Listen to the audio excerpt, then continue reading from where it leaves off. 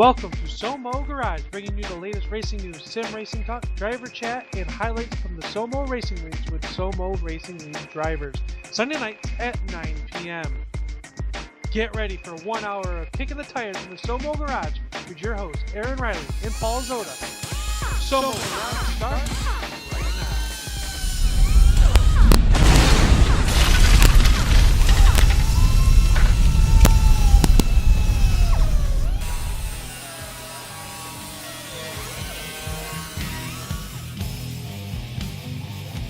Good evening, welcome to SoMo Garage. I'm Aaron Reilly along with Joe Mitchell and Paul Zotta. How are you guys doing tonight? Doing pretty good, man. Sorry, living the dream, I guess. Joe shot out of the cannon, don't lie. Oh man. So guys, we survived another week of a little bit of road course action this week. How did you guys fare this week at Watkins Glen? It was pretty tough, man. I don't know. Used to running shorter races, I guess. That was 65 laps, and it definitely felt like it at the end. I was just happy to come away with a decent finish there. Just, I don't know, I spent the whole race just trying to stay on the track, basically, to be around at the end. Yeah, it wasn't a great night for me. I posted a video up on Facebook on our page, and during the week we went out, we practiced. I was doing pretty good, had some good times, pretty consistent laps, was able to get around real good. I don't know what happened, man. I had some issues before getting on with sound and a couple other things, and then we had problems with the server. We couldn't get on the server, so we ended up having to put up another server. And then I was doing with PBR Broadcasting an in-car camera, so I had to get codes and stuff from them. So by the time I got on the track, man, dude, I was already stressed. And I don't know how many laps into it, coming down that long straightaway, coming into turn one, I downshifted, and the car just took off left onto the rails, rolled me onto my hood, slid me all the way down into the cement, dropped me back on my wheels. And I kind of let it roll to a stop, and I hit the gas. It was still running. There was no smoke coming out, so I threw it in gear and took off, man. But that was pretty much the end of my night right there. Pull the Dale Earnhardt, flip it over, and keep on going. Oh, dude, it was awful, man. And it was just so bad because even during practice, I got down to like not this practice, but on Saturday night when we were out in a test server, I got down to like a 109, which I don't think I've ever done at that track in the Cup cars. So I was really excited about the race, and man, what a disappointment. I think I just had too much rear brake in it, and when it locked up, man, the car just went. Yeah, Watkins Glen's pretty tough, man. Unless you really, really know road courses well and know your way around there, it can be pretty tough. Let me ask you something though, seeing that we're talking about Watkins Glen. I was watching the race today, and the repave there, it looks like, I'm trying to think, after you go through the bus stop, what's that big right-hander? Is that called the carousel? Yeah. Yeah, the carousel, they paved at the very bottom when it starts to come around and to the straightaway again, they paved all that area, that runoff area, because in the game it's grass. Yeah. So, and I noticed guys were running up on that paved area, because when you get back on it, your car kind of pushes out towards towards that area, and I'm like, man, if they ever paved that in the game, that would be a huge improvement just to get the repave, I think, because I think there's a lot of even through the bus stop, I think that's all paved now too. So if you run off, you're not going to get stuck in the dirt or grass or whatever it is. So hopefully they do that, because I think that'd be awesome to run that version of it. Yeah, I agree. There's quite a few tracks that they're kind of falling behind on, but I'd really like to see that one up to date, because it's had some pretty massive changes to it, and I think it would just make the racing better. Yeah, especially coming out of that carousel, because you're limited on how far you can let the car drift up until you're into the grass. And I said the same thing watching the race today too, was man, they're going way far out, but they got all that room to get out there. And it's like, man, I wonder how much more time you could pick up if we were able to get out that far, on the track. But I, for one, I'm glad that race is over. Yeah, I am too. And so now we're on to Michigan this week, so that'll be interesting. Off to Michigan in the Cup Series, and I think Richmond in the Xfinity. So that'll be pretty fun. So a little change in pace with the road course, which isn't a bad thing, but everybody kind of gets a taste for road course, and then they're done with it for a while. So Yeah. we'll move on and get back to some oval racing. But anyways, guys, we got a pretty packed show tonight. We got Tony Gray is going to join us. We're going to interview Tony and talk with him a little bit. He's a GAC driver, and also he races a limited schedule here at SoMo. So that should be pretty interesting, and of course a lot of NASCAR stuff to talk about. So we're going to take a quick break, and we'll be right back, guys. Listen to me. I'm the crying man. You are the backup singers. Now, that's just the natural order of things. If we all start crying, it's just going to confuse the audience. Do more and stay active with O2 Dermalief, the ache and pain relief gel like no other. No smell, no tingling sensation, and no greasy feel. O2 Dermalief is a natural pain relief for everyday aches, pains, bumps, and bruises. Oxygen is the secret. It's the natural way to relieve and revitalize. Your joints, muscles, and skin need oxygen to thrive, and O2 Dermalief delivers a rich supply of molecular oxygen in a new, state-of-the-art formula. Every day we hear new stories of pain relief from satisfied customers. Shouldn't you try O2 Dermalief too? Score a $5 discount on your purchase of O2 Dermalief. Visit O2Dermalief.com and use promo code SOMO999. That's the letter O, the number 2, Dermalief.com, and enter SOMO999 to get your $5 discount. It's all right. He's one of us. One of us in a fight. Welcome to SoMo You Garage, guys look like bringing you the latest two racing seals news, fighting sim over a racing grape. talk, driver chat, and highlights from the SoMo Racing Leagues with SoMo Racing League drivers. Sunday nights at 9 p.m. Get ready for 1 hour of kicking the tires now. Back with your hosts, Aaron Reilly and Paul Zotta. SoMo Garage starts right now.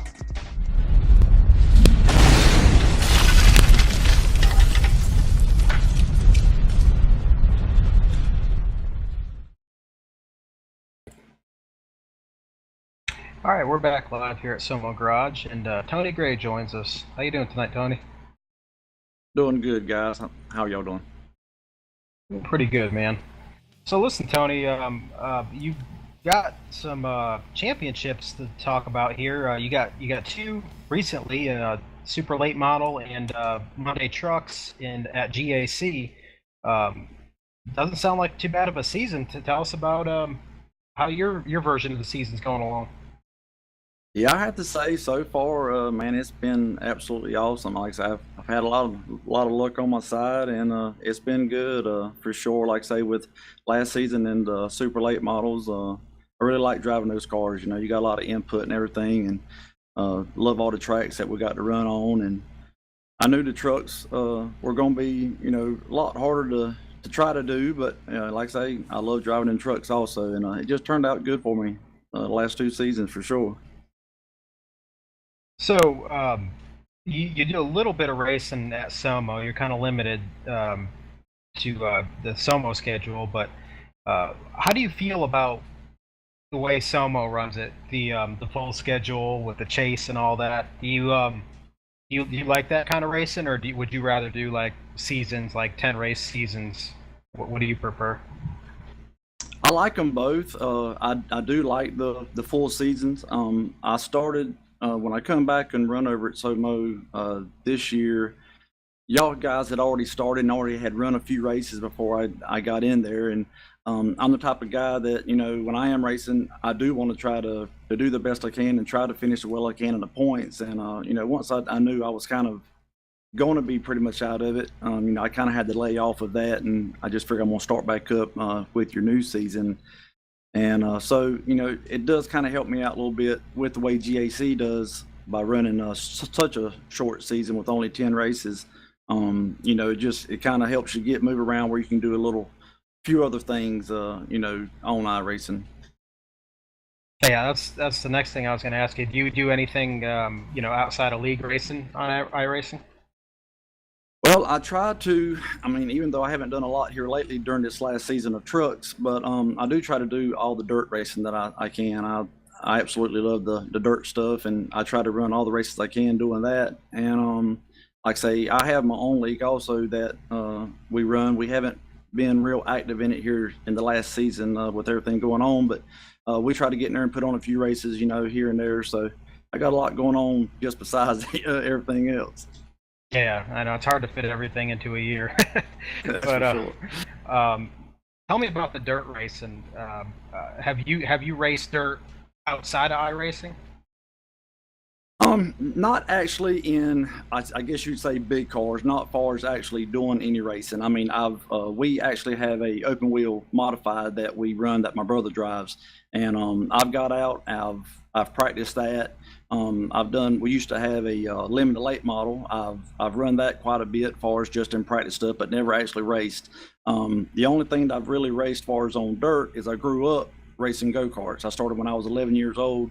Raced go-karts up till I was about 28, and like I say, in between that time my brother was in and out of doing the car stuff. We were either car racing or we were go-kart racing, so we were back and forth. And last year I got talked into buying a dirt legend car. Our local car track was going to start running legends, so I went out and bought me a legend car and run last season on that.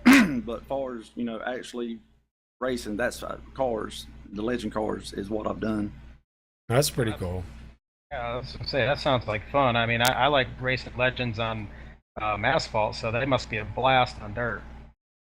They are. We had a lot of fun. Besides the drama that you get that comes along with it, but as far as actually racing them and driving them, man, they're an absolute ball. Like I say, time I got the car last season, I didn't get a chance to run but 8 races. I won 6 out of the 8 and was leading the other 2 when I broke. So I had a pretty good turnout anyway. No, that's a great start, man. Yeah. Yeah, that's pretty cool. Well, going back even further, how did you get started in sim racing? Well, a friend of mine, AJ Bellinger, him and his dad, and they've got a bunch of friends and family that has been doing it for years, and he's been trying to get me to do it for, I don't know, he was on me for 5 or 6 years, kept telling me, man, you need to try this iRacing out. And I just kept putting them off because in my mind, I was just thinking that it was, like a video game. I just didn't really think that it was detailed like it is, and I kept putting them off and putting them off. And I haven't been a member. I became a member in 2015, and at the beginning of that year, we went to Charlotte. Charlotte has a big expo every season during the winter to get everything ready for the fall and race season. So we went up there, and there was a guy there that had a bus set up. He had 8 simulators in them. Of course, they weren't, that fancy, but he had 8 simulators inside this bus, and you could pay $10. You go in there, and he'll set you up for like a 10-minute practice, and it was like a 10 or 15 lap race that you did. And we had 8 of our guys that went up there, so we got in there, man, we paid that $10, went in there, and he set us up with a race at Martinsville in the legend cars. And when I come out of there, I told my brother, I said, I'll have one of them when I get home. And that next week, I went out, and sure enough, got me one and been hooked ever since. Yeah, it's amazing. That's one of the things we've been trying to bring across on here and on the broadcast that we do on Monday, Tuesdays, and Wednesday nights, that because a lot of people that we try to get involved with it as far as viewing and sponsorship and stuff like that, they hear iRacing and they hear computer, and the first thing they think of is, it's some kind of a game. But then until they see it or try it for themselves and realize, man, how much is involved in here and how realistic it is, and how much emotion goes into these races. So many people come back to me that I finally get to watch a link that I send them, and they say, wow, man, it's amazing, bro. I never had any idea that's what it's like. And I was like, that's what I'm trying to tell you. Yeah, it is. And I have that same thing now. I mean, since I've been on, of course, I do the same thing. People get on me all the time because I put a lot of stuff on Facebook and everything else. And they'll say, like, man, why you keep on doing that, that stuff on the computer? And I thought, until you try it, you don't even have a clue. And one good friend of mine, he runs super late model, and he was on me all the time, ragging me. And we had a big 2-day show down here in Fayetteville, and he stayed over at our house that weekend, and so I got him on it. And man, when he got on it, he said, "This is nothing like what I thought it was." Yep. Exactly. And see, that's what we try to get people to, is let them know, there's a lot of NASCAR drivers that use iRacing and simulators to get used to tracks before they get on it, kind of learn a couple things, and feel it out. And I mean, if they can get on here and they can say that the detail is exact, the exact bumps are there, the same groove is there. I mean, everything, they put a lot of work into it, man. And it's good to hear stories like yours, somebody that's like, was kind of leery about it because, man, it's just a game. But then when they get on, they're like, wow, it's really not, Yeah, no, and like I say, it's definitely real. I mean, we went up to Southern National and run the Legend car one time with AJ, and everything that you see, everything that you feel is identical to what it is on this game. So when I got back on it, I mean, and seeing it was amazing how close everything is. Yeah, that's really cool. Real quickly, let me just let me back up just a tiny bit to GAC, because I just want to go over some of the stats real quick with you. We broadcast their races on Monday for the super late model season that you won. You had some real hard, long fought battles there with Dwayne LaPrade, man. You guys were really put on a good show. Both of you had the championship lead at different times of the season, but you managed to take home that championship. Then we went into the truck series, and I believe it was at race 3 when you took over the championship points, and you held on to it all the way to the last race. And you had, out of 10 races, you had 2 wins, 6 top 5s, and 10 top 10s, man. And you ran the most laps. You ran 1,042 laps for that season. And the next guy underneath you was Len McNeese with 1,040. So that's pretty good stats. And when I was talking to Dean, who owns GAC, he said they hadn't had a back-to-back champion since 2012, man. And we got to see it, me and Joe, live. So that's pretty cool, man. And to hear you only came on in 2015, that's really good. Yeah, for sure. I mean, that super late model season, that was a lot of fun. Like I say, me and Dwayne was back and forth every week, and you never knew who was going to get it. I mean, up to the last race, I think I won that season by only 1 point. So that was a lot of fun. And the trucks was the same way. The trucks were a lot of fun. I mean, even though I got the lead on race 3, the trucks are just so competitive. Everybody likes driving them, and they're so fun to drive. And of course, they're a lot more stable than the super late models. But like I say, that was a hard fought season also. I mean, it's not like I was out there just cruising around. I was fighting every week, and I was lucky to come home with 2 of them back to back. I'm very fortunate for sure. Yeah, that was really cool. Right now, GAC, we're not really sure if they're going dirt or not. I know you like the dirt. That'd be something cool to see. See if you can pull off a third one, especially in the dirt. I mean, they'd be sorry they did it, because they'd be like, man, he got another one. But I think it'd be pretty interesting to see with the with the dirt side. We ran dirt here for a little while, but it was on a Friday night, and it was kind of hard to get participation, so we kind of laid it off to the side for a little bit. But it was enjoyable. It was definitely a challenge for a person like me that's not really used to the dirt.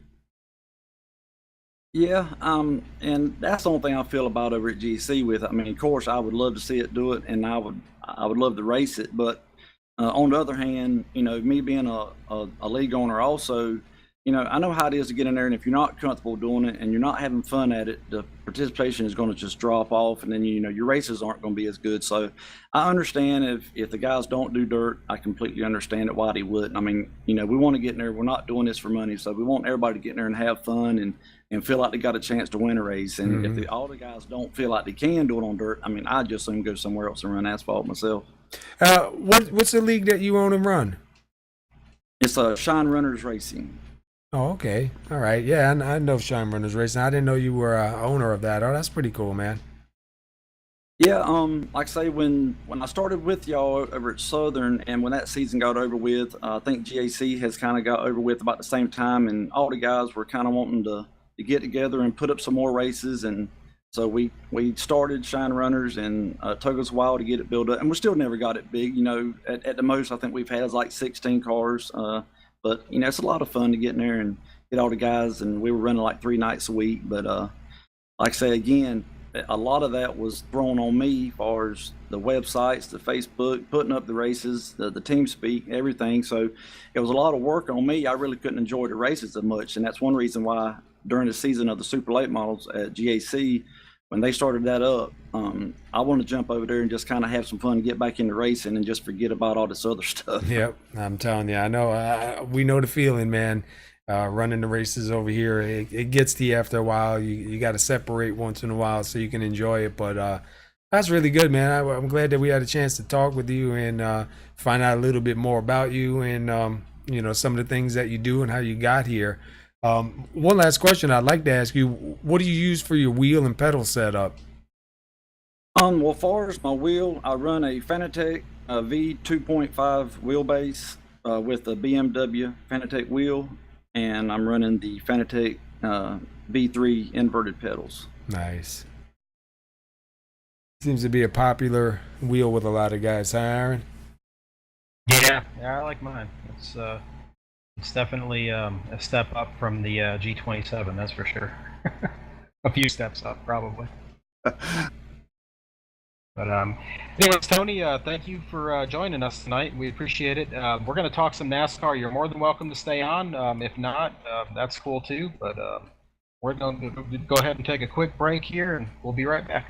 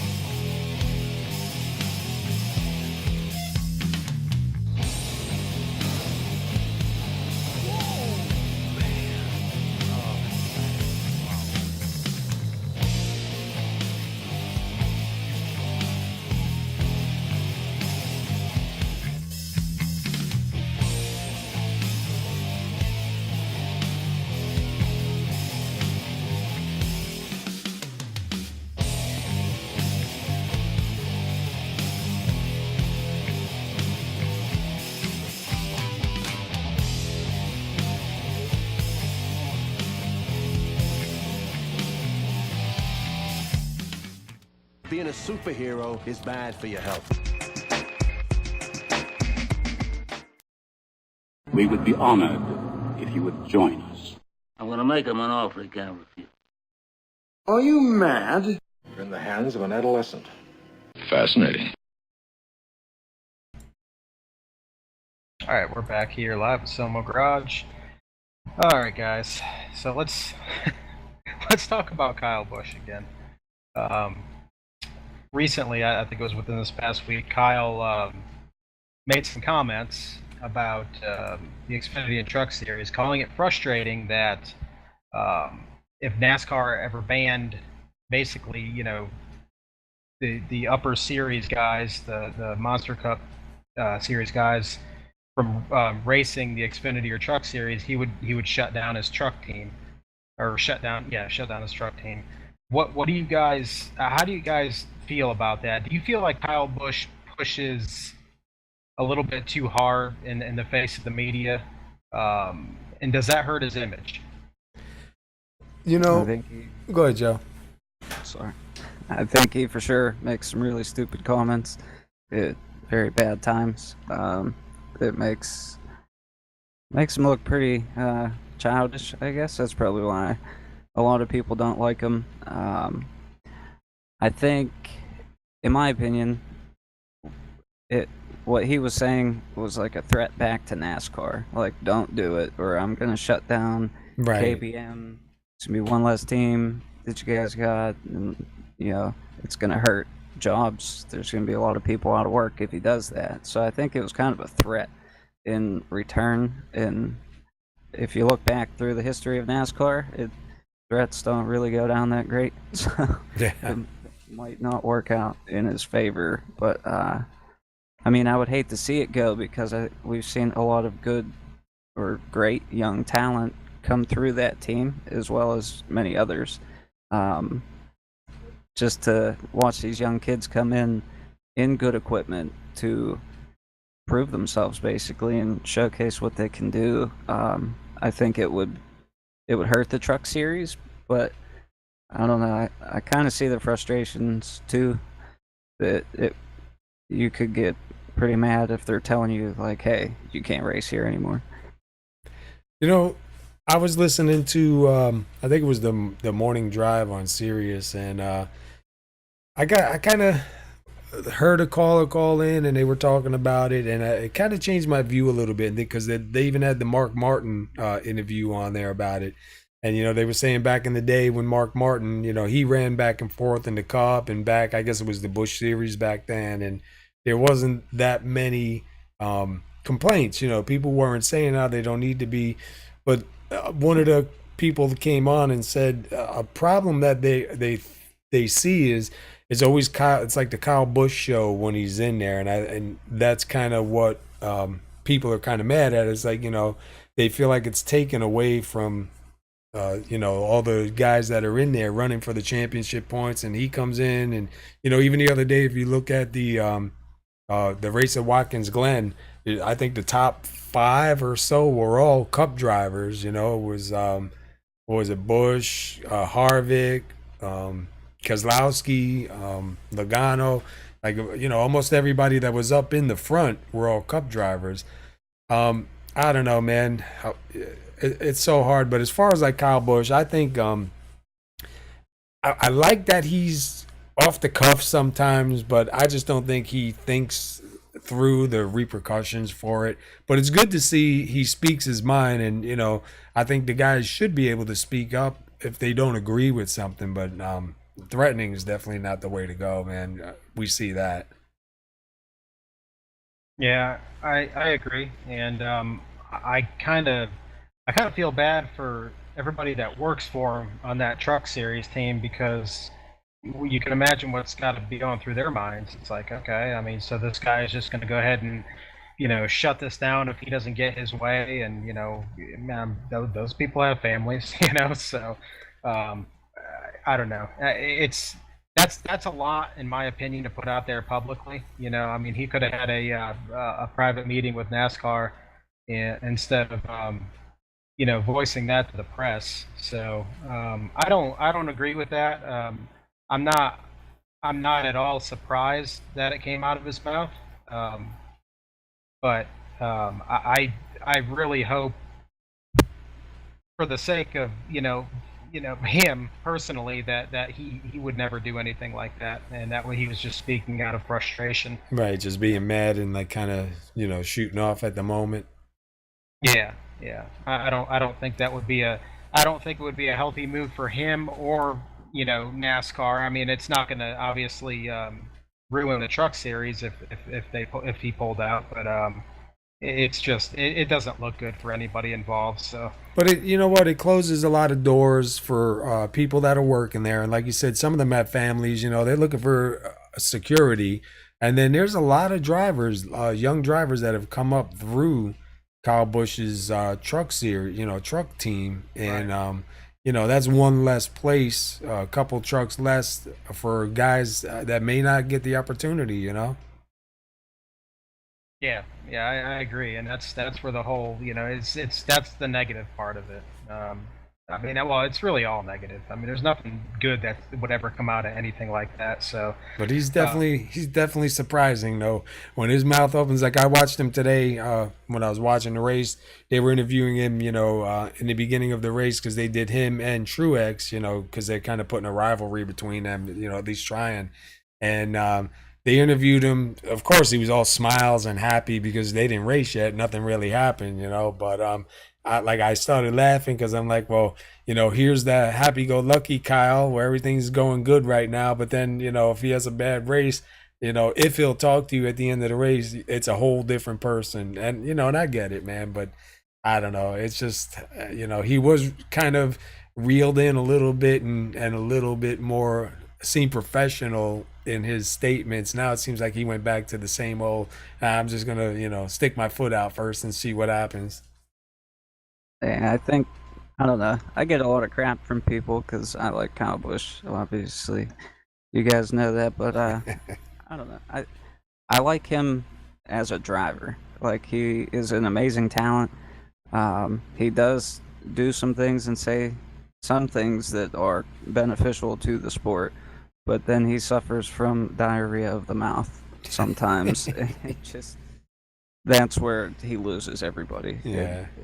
It's not good. I think sometimes he needs to just reel himself in a little bit, and I think he would be a lot more likable. Do you think that's gonna hurt his overall perception? That the way people perceive him when he goes away, when he retires. Do you think they're gonna remember all the good times, or do you think they're gonna remember a lot of what came out of Kyle Busch's mouth over the years? I think it'll be both. I think, because he is a good driver. I mean, you got to give him that. Sure. He's got 90 wins now in the Xfinity Series. You know what I mean? He's dominant there. Even when he runs the trucks, most of the times he'll win a truck race. He's really on fire in the Cup Series. So that part. But it's like everything else. Everybody. You can do 100 things good, but everybody remembers that one thing that you did bad, or that one thing that you did wrong. So, I think there'll always be that negative side that people will always bring up about him. Yeah, I agree. I think the guys that are really memorable and, the ones that, are well respected by everybody are the ones that take the good with the bad, have a lot of success in their career, and are able to walk away from a bad race and, maybe even with a smile on their face. A couple of names come to mind already. Ryan Blaney.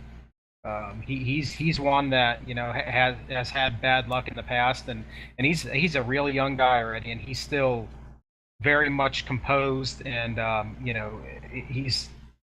I don't know if that changes as the longer you stay in NASCAR and just kind of loosen up a little bit. But being a rookie, or not, he's not a rookie anymore, I guess. But just being young like that and composing yourself. I think if he has a great career, I think just somebody like him would be, in my opinion, more memorable than the guy that shot his mouth off. Yeah, he ran a bunch of good races, won a championship or 2 or 3 or whatever, but he was never really liked along the journey, where other guys are going to have that. So I don't know. It's just kind of something to think about, but it's going to be interesting to see, because I mean, you would have to imagine Kyle Busch's career is, winding down. I don't know how much longer he's going to stay in, but it's going to be interesting to see in the next, 4 or 5, 6 years, whenever he's, ready to retire, how people perceive him in the future. Yeah, I think too that, I don't know, I kind of see shades of Tony Stewart in him sometimes, where Tony Stewart's obviously a very outspoken person and that he would never change. I kind of see bits and pieces of that, but on a more immature level at sometimes. But I'm really impressed with all these younger guys that are coming up and just the maturity level that they have. Chase Elliott, William Byron, Kyle Larson, Ryan Blaney, all those guys are, they have that veteran attitude where they take the good with the bad, and it's really impressive to watch those guys.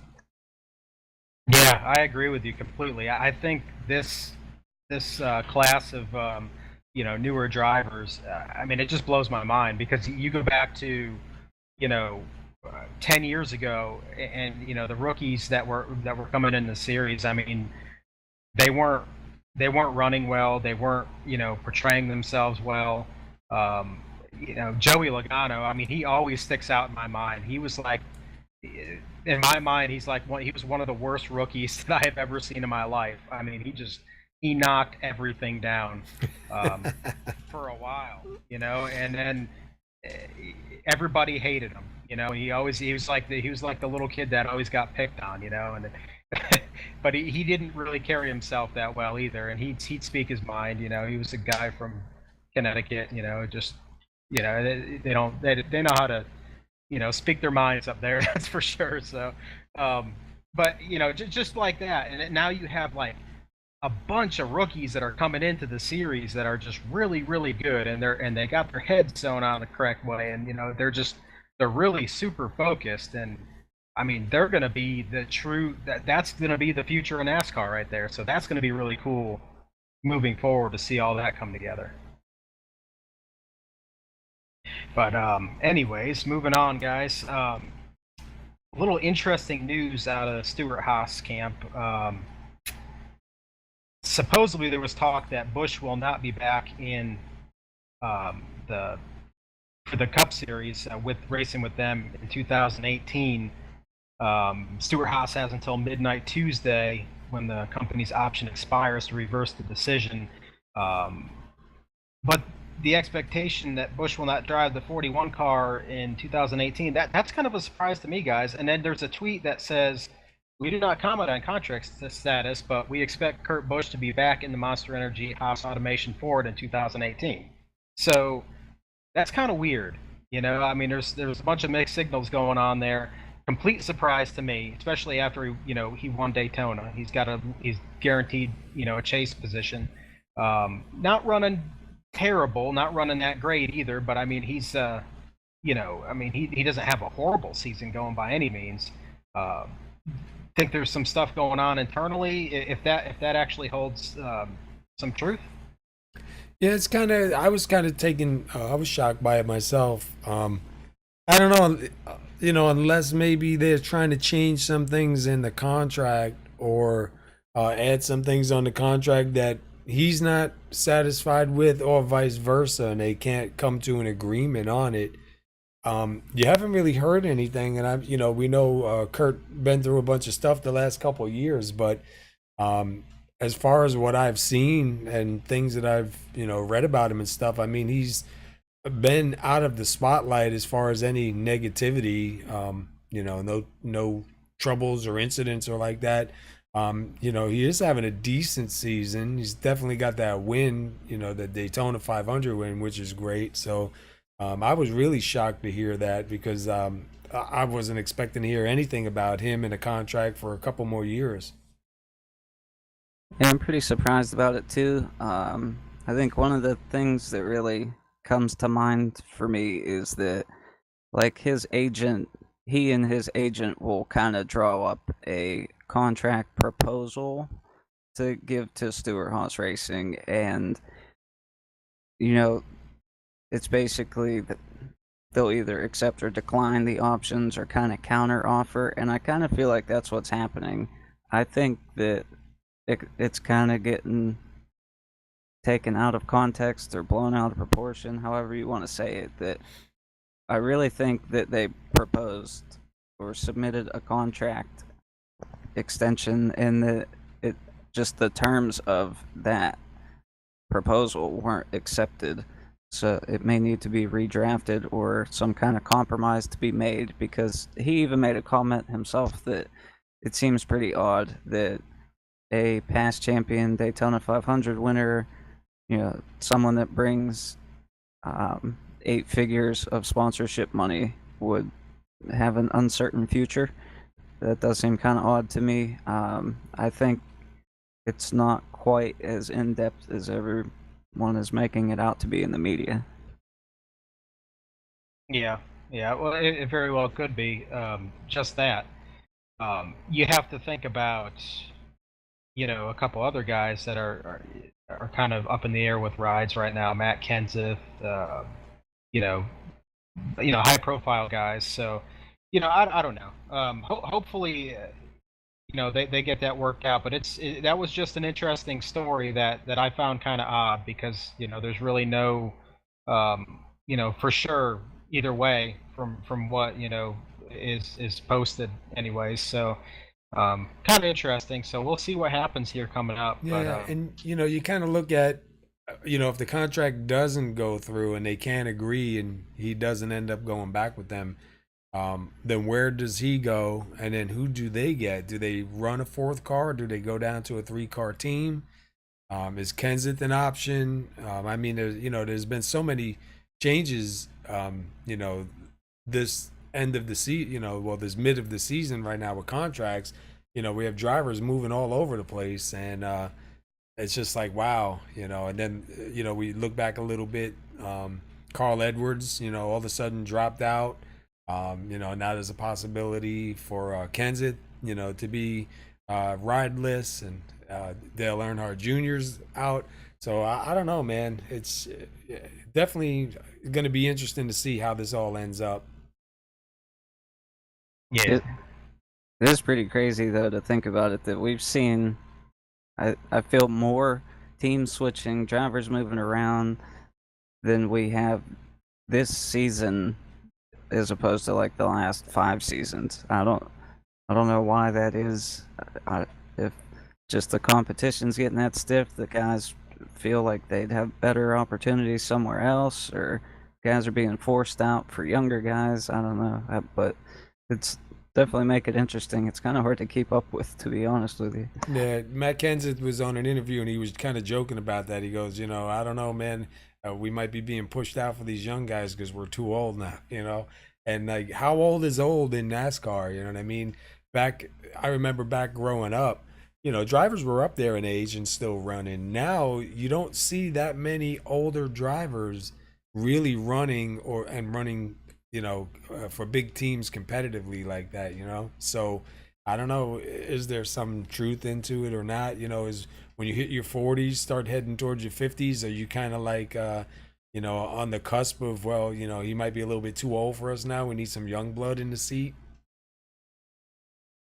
Yeah, that very well may be, and again, it's driven by money, and it's money and contracts and deals and sponsors, and I mean, you would imagine if a sponsor is going to put out big money, they want to see big results. So if a driver's not cutting it, or he's not what he once was, maybe some younger talent is what they need. So it's kind of sad, but you can't feel too bad for these guys. They make a lot of money, so they're not hurting, and they're good enough where they'll find something else to do. So kind of interesting. One other thing I want to talk about with Stewart Haas before we change the subject is, did you guys hear that Danica Patrick won't be back for 2018? No, but thank God. No, I'm not 100% sure, but I could have sworn I read that somewhere that they're not going to have a sponsorship for that car unless something comes along. So I don't know the validity of that, but I just wanted to ask you guys if you heard anything about that. But I remember seeing something with her talking about it, but it, like Joe said, it wasn't anything definitive. I didn't hear yes or no either way, because there's always rumors about her. There was even rumors about her this season, that she wasn't going to be here for this season, and then they had a sponsor. I mean, in the beginning, she definitely was a attraction, and sponsors were hot for that attraction because a female in NASCAR and up in like a top tier team and series, regardless of how she was doing, just the attention that was on her. There's not that much attention on her as there was when she first came in. So I hate to say it, sound mean or cruel, but she's not really a hot commodity anymore. So I guess some of the businesses are feeling like maybe they don't want to dump any more money. Yeah, I mean, she's definitely had years now to prove herself and gain a lot of experience, and she's been at all these tracks several times, and she's got the seat time now. So there's really no reason to be in a top tier cup team and not perform, unless either one, you just don't have the right team, or two, you just don't have the talent. So I think maybe there's a little bit of both going on there. We don't need to get into Danica because we could probably spend the rest of the show talking about her, but you I'd know, rather not. yeah, I know. But yeah, it's just interesting to see. Well, I guess we'll see what happens here come 2018. But just more, drama and possible changes for the 2018 season. Speaking of another change, NASCAR has decided to get rid of the overtime line effective immediately, and the start-finish line will serve as the overtime line. Good change or bad change? I think it's a good change. Sorry, we keep cutting each other. No, go ahead, off. man. I don't know. I wasn't ever really a fan of the overtime line, to be honest with you. I like it that they moved it to the start finish line. It seems there's been a couple races this year where I don't want to say it the wrong way, but it did look kind of fishy that they kind of held the yellow for a bit until someone crossed the overtime line. But I think it's a good thing to make them, race back to get the white flag. And, I just think that's a much better way to do it. It's more consistent. It's in the same place for every track. But they still get to keep the unlimited amounts of green, white checkers to try to finish the race under green. So that change has stayed. I like that one as well. I think that it will alleviate some tensions between NASCAR and the fans, because I know there was a lot of people really upset over those couple races that didn't quite work out the way they wanted them to. So, I totally disagree with you, because I like it the way it used to be. If it end under yellow, it end under yellow. In our races, we don't have the ability to have a green white checker. That's not something that iRace was going to bring in. So we haven't had that in any of our races. And, sometimes we end under yellow, sometimes we end under green, but, it ends. I think with having, even because I even thought about, well, maybe just one attempt at a green white checker. But the only thing I don't like about it is you stack them up, and the person that would have had that win now is in the spot to lose that win, because if he doesn't get the right start, or somebody beats him to the line, or something goes on and he can't get to the line, he's going to lose that win. Where before, if it was 3-4 laps to go and then they wrecked and a caution came out, was 2 laps to go, you just run those last 2 under caution, boom. 250 laps is 250 laps, done deal, the race is done. I know people complain they wanted to get their money's worth and get a green flag finish out of it, but I think unlimited attempts to finish the race under green is just going to be chaos. It's going to be, how many times are you going to let them start and crash and wreck everything in order to get to where you need to be? So I'm definitely against that. I wish they would just go back to if it ends under yellow, it ends under yellow, and that's the end of it, man. If it's a 250 lap race, it's a 250 lap race, done deal. Yeah, I don't know. I have mixed feelings about that, especially with the unlimited. I guess my theory behind it is, if you, I guess I got kind of agree with you, Paul. I feel like if somebody has dominated a race, okay, and it's coming down to the last few laps, we've seen it a lot of times this year, even where the guy leading the race and has a dominant car, he might get a bad restart, completely ruins his race, or he gets wrecked out or whatever, trying to get back to the, trying to, do those last couple of laps there. So I don't agree with. I think, I've always been the guy where it's like, okay, the dominant car should win the race, but we all know in racing that doesn't happen. But when you put the racers in that situation, when you create that situation, that just escalates that even more, right? And takes it to that next level where there's a good chance the dominant car is not going to win the race. So that's what I don't like about it. I like it from the aspect of it being exciting, and it's cool to see, okay, can he do it again? Can he do it again? Can the second place guy, can the fifth place guy come and win the race? So I like that aspect of it, but I don't like the dominant car getting taken away from him. I don't care who it is. It could be Kyle Busch. But the thing of it is the guy's run the whole race. He's run it flawlessly, but you guys just want to kill it at the end, just so you can get an exciting finish. That's what I don't get some like. drama because even in the league racing, you know what I mean. How many times have we come to like a 3-lap shootout or a 2-lap shootout and it's complete chaos because it's like, you got to go, you know what I mean? And it's like, okay, the gloves are off. We're going to go.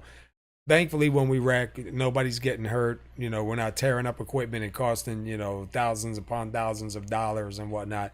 But, you look at it in NASCAR, whether it's in the trucks, the Xfinity, the Cup Series, you're putting that, kind of atmosphere on. And until somebody gets hurt or, God forbid, somebody gets killed, you know what I mean? They'll have to rethink that. And I think by, again, putting unlimited amounts, that's just crazy. What are you going to do? 15 green, white checkers until there's only 3 cars left to, to run that last green, white checker?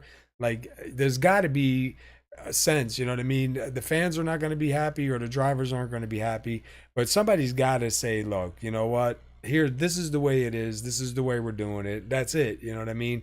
You have to put safety and you have to put, realism in there too, man. These teams can't afford to be tearing up these cars, because you got 4 green, white checkers that you're going to try to attempt and, destroy some of these cars or trucks, especially on these, smaller teams that don't have the resources that these bigger teams have. So I don't know, man. It's just so money makes you make some crazy decisions, I think. It's like flying an airplane. The most volatile time for an airplane is when you take off and when you land. They're not designed to do that. They're designed to fly. And race cars are designed to go fast. They're designed to be at speed. So when you have them going slow and then going, trying to get to that fast point, that's when you see a lot of mistakes happen. That's when you see a lot of driver errors, failures of sorts, and it just causes chaos. So, I think if that was limited, you'd see a lot less wrecks. You'd see a lot, yes, maybe a little bit less excitement, but, I think the outcome would definitely be better not doing that. Yeah, and if you had a good race, you know what I mean, and it ended under yellow, you still had a good race, you know what I mean? And the guy in front when the yellow came out won the race, man. That's the way racing used to be. And I don't see why it really needed to change. I don't really understand this start-finish line thing because I haven't really read it all that much.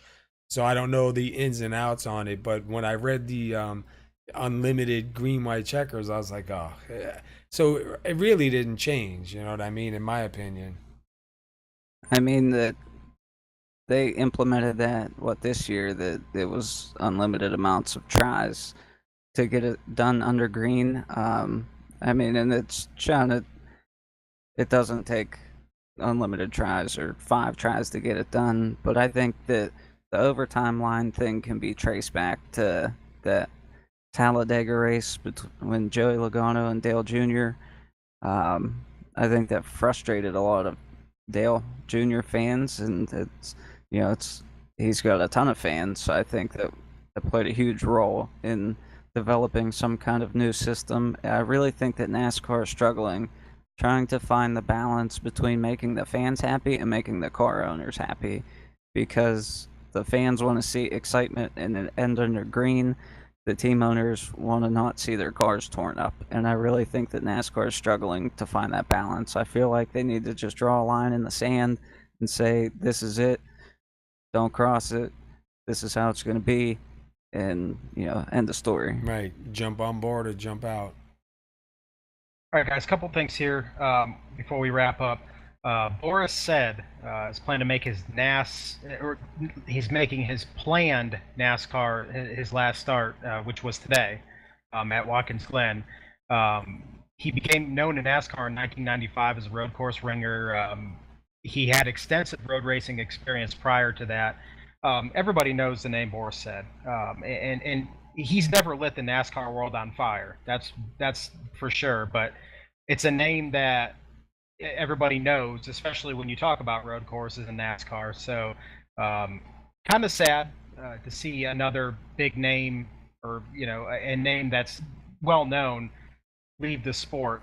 But it's kind of like what we were talking about before. The older guys start going away, and the newer guys come in. So, Boris said, making his last start today, and don't think he fared all that well. But just kind of a sad day for that. Yeah, even look at Junior. Junior had a rough day today too, man. So you never know. But it's good to see though that these guys did come over. They made some noise over here. There was some, a lot of different people from different racing grooves come over to NASCAR. But it's good to see a lot of these younger guys that are coming in now that are good and competitive and fighting, man, and up in the front, for new guys. So I think in the next couple seasons we're going to see some good hard racing, like you want to see. Yeah, I definitely agree with you. Logano, he was hoping that Watkins Glen would be his chance to get secure in the chase, and of course that didn't happen today. I'm kind of surprised because Logano runs good, and he's not had a good season at all, and he's currently sitting 13th in the points right now. Kind of on the edge, man. I think he's basically, I'm gonna say he's not far from being out of the top 15 right now. I don't believe so. He's really not. He's like 25 points, 20 points maybe tops from being out of the top 15. So he's definitely on the edge right now. Really quick, who's in, who's out? Who's gonna make the chase? Who's going to make the top 15? Who do you think is going to get dropped out here in the next couple races? I really think that at some point Matt Kenseth is, whether it's on points or he gets a late win here in the season, I really think he'll make it in. Chase Elliott, I feel like he's been really consistent all year. I feel like he'll make it in. But as far as, I don't know, there's one more spot available. I'm not sure who that's going to be. Yeah, I think for sure Kenseth, I think, is going to win. I think it's going to be next week too. I think he's definitely going to secure a spot. As far as Logano, I'm not sure. He may get lucky and get a win, but I just don't see it happening this year. I'm going to go out on a limb here, and I'm going to say Kurt Busch is definitely going to make it because of the chase, because of his win. Right around Kurt Busch, I'd say Ryan Newman won't make it in the chase, and I hate to say it, but I think Stenhouse makes it into the chase. It could be. Yeah, I think Stenhouse has definitely been running better this year, and definitely shows signs of improvement. I was kind of wondering about that for a while. So yeah, last year wasn't the best. No, not by any means. But all right, guys, we're wrapping up here. Paul, do you want to talk about what's going on here with SoMo this week? Yeah, just do real quick. Tuesday night, the Portside Jaguar Land Rover Truck Series is at Michigan for 125 laps. Wednesday night, Lazy Days Racing Xfinity Series is at Rockingham for 135 laps. You can see both of those races here Tuesday and Wednesday night on SR Broadcasting at 8:45. And then Thursday night, the Lazy Days Racing Cup Series on PBR Broadcasting will be on Michigan for 145 laps. And then obviously we'll be back again next Sunday night at 9 p.m. live Eastern at SoMo Garage. All right, guys. Have a great night. Good night, everybody. Good night, Joe. Good night, Aaron. Yep. Good night, everybody.